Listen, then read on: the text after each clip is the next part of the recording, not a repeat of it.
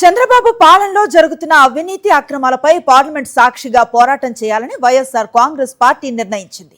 అమరావతి పేరుతో జరుగుతున్న అక్రమాలతో పాటు ప్రైవేటీకరణ పేరుతో జరుగుతున్న ప్రభుత్వ ఆస్తుల దోపిడీపై కూడా చర్చించాలని పార్లమెంటరీ పార్టీ నిర్ణయించింది. అధినేత వైఎస్ జగన్ అధ్యక్షతన జరిగిన సమావేశంలో పలు కీలక అంశాలపై చర్చించారు. చంద్రబాబు ప్రభుత్వం చేస్తున్న దోపిడీలు, అవినీతి అక్రమాలపై పార్లమెంట్లో గట్టిగా నిలదీయాలని వైఎస్ఆర్ కాంగ్రెస్ పార్టీ నిర్ణయించింది.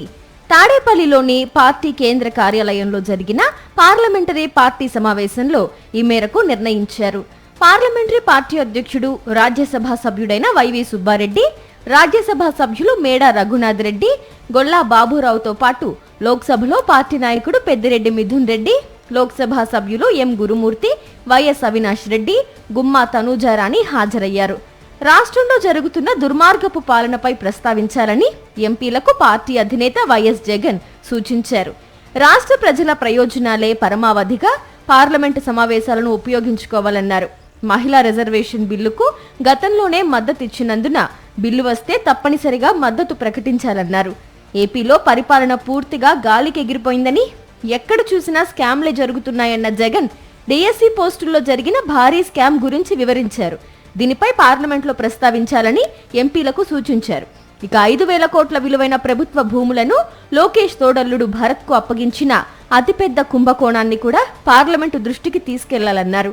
అమరావతి నిర్మాణాల్లో జరిగిన అవినీతిపై దేశవ్యాప్తంగా చర్చ జరగాలన్నారు జగన్.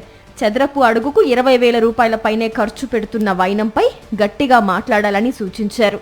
పూలింగ్కు భూములివ్వని రైతులపై దారుణాలకు దిగుతున్నారని, రైతులను వేధించి భూములు లాక్కుంటున్న వైనంపై కూడా చర్చించాలన్నారు. రాష్ట్రంలో ప్రజల ఆస్తులను చంద్రబాబు తన వాళ్లకు పప్పు బెల్లాల్లా పంచిపెడుతున్నారని, ప్రైవేటీకరణ పేరుతో దోచిపెడుతున్నారని అన్నారు జగన్. పోర్టులు, హార్బర్లు సహా పలు సంస్థల ప్రైవేటీకరణపై సీరియస్ గా చర్చించాలని ఎంపీలకు దిశానిర్దేశం చేశారు. తమ హయాంలో దాదాపుగా పూర్తయిన రామాయపట్నం పోర్టును ప్రైవేటుకు కట్టబెట్టడం దారుణమన్నారు. పైగా 5,000 కోట్ల రూపాయల విలువైన పోర్టును కేవలం 1,500 కోట్ల రూపాయలకు ఇవ్వడం వెనుక అతిపెద్ద స్కామ్ ఉందని వైఎస్ జగన్ అన్నారు. దీనిపై పార్లమెంట్లో చర్చించాలని ఎంపీలకు సూచించారు. ఎఫ్ఆర్బిఎం చట్టాన్ని ఉల్లంఘించి చంద్రబాబు ప్రభుత్వం అప్పులు చేయడంపై కూడా పార్లమెంటు దృష్టికి తీసుకెళ్లాలన్నారు. రాష్ట్ర ప్రయోజనాల విషయంలో ఎక్కడా రాజీ పడవద్దని వైఎస్ జగన్ ఎంపీలకు దిశానిర్దేశం చేశారు. ఉభయ సభల్లోనూ ఏపీలో జరుగుతున్న అవినీతి అక్రమాలపై గట్టిగా నిలదీయాలన్నారు. మరిన్ని అప్డేట్స్ కోసం ఛానల్ ను సబ్స్క్రైబ్ చేయండి. నోటిఫికేషన్స్ కోసం బెల్ ఐకాన్ పై క్లిక్ చేయండి.